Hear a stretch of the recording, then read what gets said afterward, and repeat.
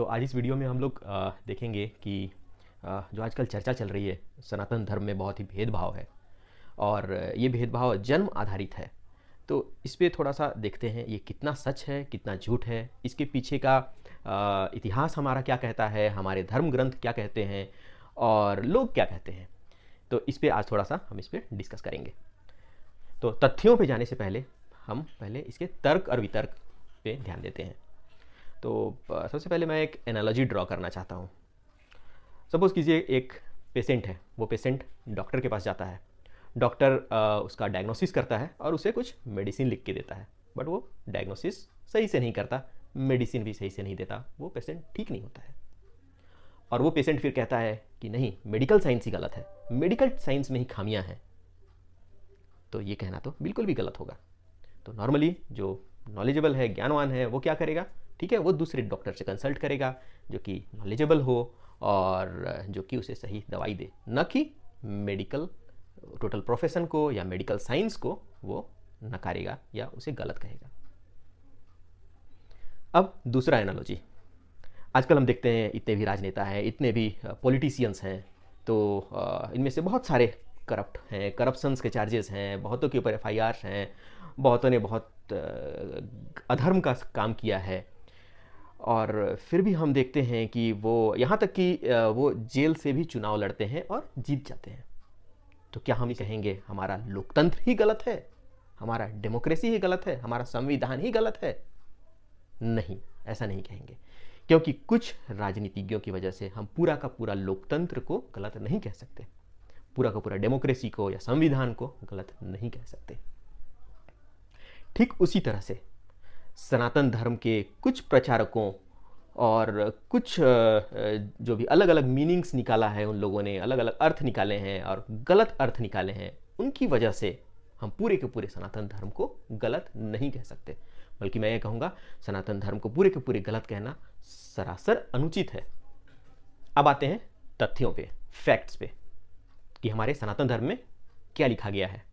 तो इसके लिए मैं सनातन धर्म के जो हमारे बुक्स हैं, हमारे धर्म ग्रंथ हैं, उस पर जो स्टोरीज मेंशन्ड है, उस पर जो वर्सेस हैं, श्लोक्स हैं, मैं उनको साइट करूँगा और हम इसे एक निष्कर्ष पे फिर पहुँचेंगे।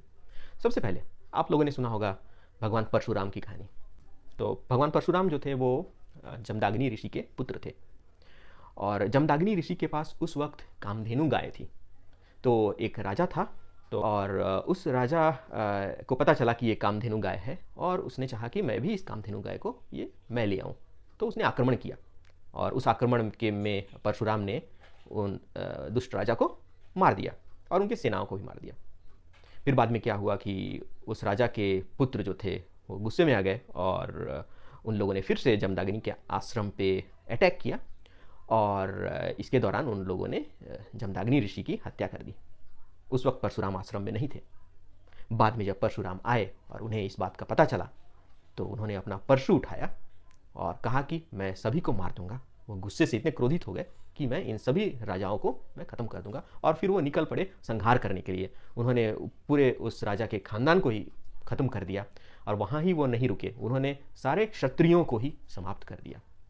और उन्होंने ऐसा एक बार नहीं किया, 2 बार नहीं किया, उन्होंने 21 बार इस पृथ्वी को क्षत्रिय विहीन कर दिया। अब आते हैं कि सवाल पे कि उन्होंने एक बार क्षत्रिय विहीन किया, तो दूसरी बार क्षत्रिय कहां से आया? दूसरी बार किया क्षत्रिय विहीन पृथ्वी को, तो तीसरी बार कहां से आया? ऐसे 21 बार जब किया तो 22वीं बार कहां से आए, और जो कि अभी भी है? तो इसका उत्तर है क्षत्रिय, ब्राह्मण, वैश्य, शूद्र जो भी वर्ण हो वो जन्म से नहीं कर्मों से हो रहे थे। और हमारे पूरे सनातन धर्म में ये कर्म के बेसिस पर ही बताया गया है। इसलिए जब पहली बार क्षत्रियों का संहार हुआ तो दूसरी बार आए, क्योंकि कर्मों से हो रहे थे, जन्म से नहीं। अब आते हैं कि यज्ञवाल्क्य स्मृति में क्या लिखा हुआ है। यज्ञवाल्क्य स्मृति में लिखा गया है नृपति इति नृपः न तु क्षत्रिया इति नेमः। तो इसका अर्थ है कि जो लोग भी पूरे समाज की सेवा करते हैं, जनता की सेवा करते हैं या करने लायक होते हैं, वे ही राजा बनने के लायक होते हैं, न कि कोई जन्म से क्षत्रिय होता है। और इसीलिए जन्म से क्षत्रिय होना अनिवार्य नहीं है, पर कर्म से क्षत्रिय होना अनिवार्य है। ये याज्ञवल्क्य स्मृति में लिखा हुआ है। अब एक दूसरा तथ्य लेते हैं, और ये भी एक दूसरी कहानी पे, जो कि हमारे उपनिषद में है। तो ये उपनिषद है छंदोग्य उपनिषद। तो छंदोग्य उपनिषद में एक कहानी है, और ये कहानी सत्यकाम जबाल की है। तो सत्यकाम नाम का एक बच्चा, जिसे एक अच्छे गुरु की तलाश थी, तो ताकि वो और भी नॉलेज लेना चाहता था, उसे ज्ञान चाहिए था, और ज्ञान की खोज में वो पहुंचा गौतम ऋषि के पास, गौतम ऋषि के आश्रम में। अब गौतम ऋषि सभी को अपना शिष्य नहीं बनाते थे। वो जो उपयुक्त हो या जो शिक्षा लेने लायक हो, उसे जो समझते थे, उसे ही अपना शिष्य बनाते थे। तो जब सत्यकाम वो बालक पहुंचा, तो बालक से पूछा गौतम ऋषि ने कि कौन हो तुम, तुम्हारा नाम क्या है। तो उस बालक ने कहा कि मेरा नाम सत्यकाम है, पर मुझे ये पता नहीं कि मेरे पिता कौन है। मेरी माता का नाम जबाल है। जब मैंने अपनी माता से पूछा, उन्हें पता नहीं है कि उस बालक का पिता कौन है। गौतम ऋषि ने जब ये सुना, तो गौतम ऋषि ने कहा कि वाह, जो ऐसे सत्य बोल सकता है वही सही उपयुक्त है शिक्षा ग्रहण करने के लिए, ज्ञान ग्रहण करने के लिए। और तब गौतम ऋषि ने सत्यकाम जबाल को अपना ऋषि लिया। बाद में सत्यकाम जबाल एक बहुत बड़े ऋषि बने, बहुत ही ज्ञानवान ऋषि बने, जिन्होंने उपनिषद भी लिखे हैं उन्हें। तो यहाँ हमें पता चलता है कि जन्म के आधारित कोई वर्ण निर्धारित नहीं होता।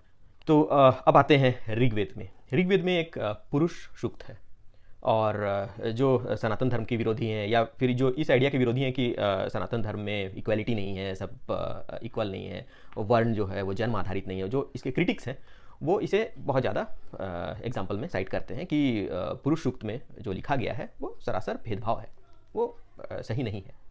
तो अब हमारे ऋग्वेद में पुरुष सूक्त है, और पुरुष सूक्त में 2 श्लोक हैं। तो पहला श्लोक जो है वो क्वेश्चन है, सेकेंड है वो आंसर है।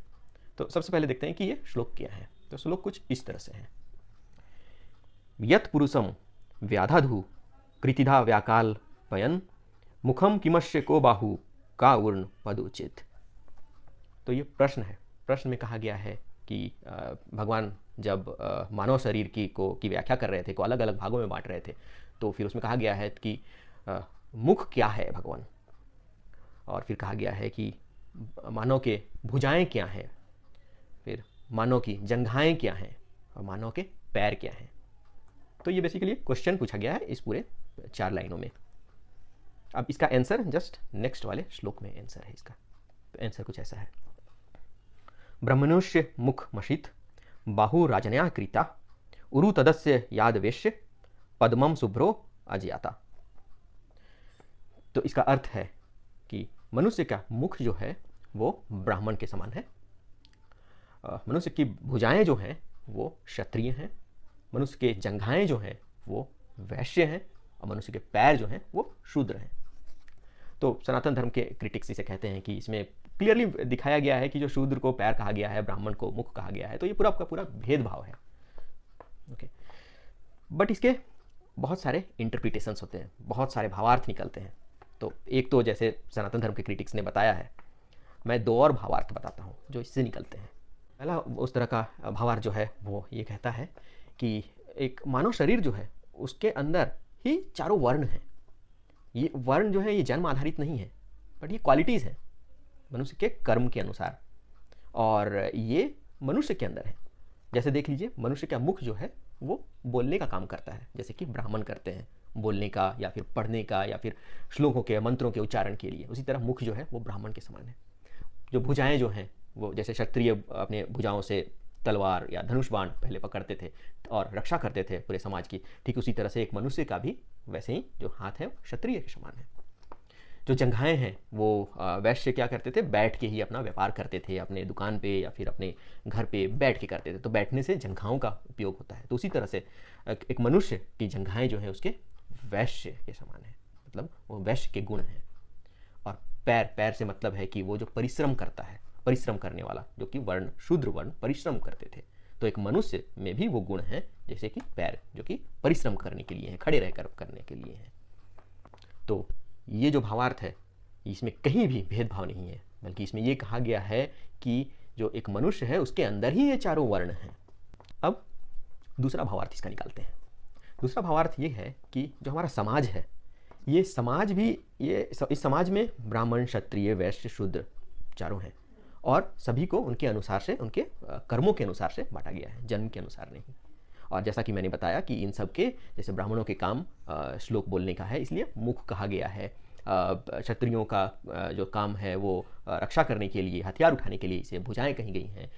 वैश्य का व्यापार करने के लिए इसे जंघाएं कही गई हैं। और शूद्र का मेहनत करने के लिए, परिश्रम करने के लिए, इसीलिए उन्हें पैर कहा गया है। तो इसमें कहीं भी भेदभाव नहीं है। एक समाज का ये समाज को कैसे बांटा गया है उसका एक विश्लेषण है। अब आते हैं अगले एग्जाम्पल की ओर। ये अगला एग्जाम्पल महाभारत से है। तो महाभारत में एक कहानी है और या फिर एक इवेंट का जिक्र है जिसमें कि कर्ण जो है वो आता है और वो भी प्रतिस्पर्धा करने की कोशिश करता है। तो जहाँ पे कि सारे राजाओं के पुत्र, पांडव, कौरव और उनके पुत्र वो थे और वो एक प्रतियोगिता में शामिल हो रहे थे। ये देखना था कि कौन सबसे बड़ा धनुर्धर है, कौन सबसे बड़ा गदाधारी है, कौन सबसे महान योद्धा है। तो क्योंकि कर्ण जो थे वो परशुराम के शिष्य थे और वो एक बहुत ही बड़े योद्धा, एक बड़े धनुर्धारी थे। तो कर्ण भी वहाँ पर पहुँचे और जब कर्ण पहुँचे तो उनसे पूछा गया कि तुम कौन हो, क्योंकि ये जो प्रतियोगिता है ये क्षत्रियों के लिए है, क्षत्रिय वर्णों के लिए है, तुम कौन हो। तो कर्ण ने कहा कि मैं हूँ धनुर्धारी हूँ और पर मेरे पिता जो हैं वो सूत हैं, मैं सूत पुत्र हूँ। तो फिर वहाँ पे जितने भी वहाँ पर थे प्रतियोगिता में, उन लोगों ने बोला कि नहीं, तुम यहाँ पे प्रतिभागी नहीं बन सकते हो क्योंकि तुम क्षत्रिय नहीं हो। तो फिर क्या हुआ कि फिर दुर्योधन भी वहाँ था और दुर्योधन ने कहा कि नहीं, ये धनुर्धारी है और मैं इसे राजा बनाता हूँ और इसे मैं अंग देश का राजा बनाता हूँ। और फिर वहीं पर दुर्योधन ने कर्ण को अंग देश का राजा घोषित कर दिया और उसके बाद कहा कि ठीक है, अब ये राजा हो गया है, अब ये भी क्षत्रिय हो गया है, अब ये इस प्रतियोगिता में भागीदार बन सकता है। ये बात अलग है कि उसके बाद कुछ और घटनाएं हुई। कर्ण के पिता आ गए और कर्ण के पिता अपने पुत्र मोह में और कर्ण अपने पिता मोह में वहाँ से चले गए। पर ये बात सभी ने एक्सेप्ट कर लिया कि हाँ, ये क्षत्रिय हैं, क्योंकि क्षत्रिय कर्मों से होता है और क्योंकि वो अब राजा बन चुके थे इसलिए वो क्षत्रिय बन चुके हैं और उन्हें क्षत्रिय मान लिया गया था और इसलिए वो वहाँ पे प्रतियोगिता में प्रतिभागी बनने के लायक थे। अगले फैक्ट के लिए मैं भगवद गीता का रेफरेंस लूँगा। तो भगवद गीता के 4th चैप्टर में 13th वर्ष है और वो कुछ इस तरह से है। चतुर्वर्णम माया सृष्टम गुना कर्मा विभागसः। तो भगवद गीता के इन श्लोक में श्री कृष्ण कहते हैं कि मैंने 4 वर्ण बनाए हैं और ये 4 वर्ण मैंने मनुष्य के कर्मों के अनुसार और उसके गुणों के अनुसार निर्धारित किया है। तो यहाँ पे श्री कृष्ण ने कहा है गुना कर्म विभागसः, क्योंकि गुण के अनुसार ये 4 वर्ण निर्धारित होते हैं। अगर वो जाति के अनुसार या जन्म के अनुसार अगर होता तो वो कहते जन्म कर्म विभागसः या जाति कर्म विभागसः, बट ऐसा नहीं है। उन्होंने कहा था गुण कर्म विभागसः। तो अब फिर से देखते हैं कि भगवद गीता के 2 छंदों में क्या लिखा गया है। ये है चैप्टर 6 वर्स 30। इसमें लिखा गया है यो मां पश्यति सर्वत्र सर्वचम मयि पश्यति तस्यम न पश्यामि स च मे न प्रणश्यति। तो इसमें भगवान कृष्ण कहते हैं कि जो सभी चीज़ों में मुझे देखता है और मुझ में सभी चीज़ों को देखता है वो कभी मुझसे दूर नहीं रहता, वो हमेशा मेरे पास ही रहता है। फिर इसके 2 छंदों बाद चैप्टर 6 में ही वर्स 32 है। ये कुछ इस तरह से है। आत्मोपन्नेन सर्वत्र संपश्यम पश्यति यो अर्जुन सुखम वा यदि वा दुखम स योगी परमो मतः।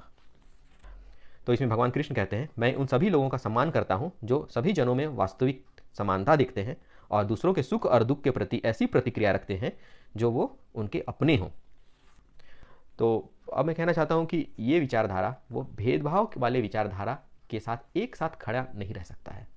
तो अब आते हैं एक ऐसे धर्म ग्रंथ की ओर जिसे सनातन धर्म के विरोधी अक्सर इसे कोट करते हैं और ये है मनुस्मृति।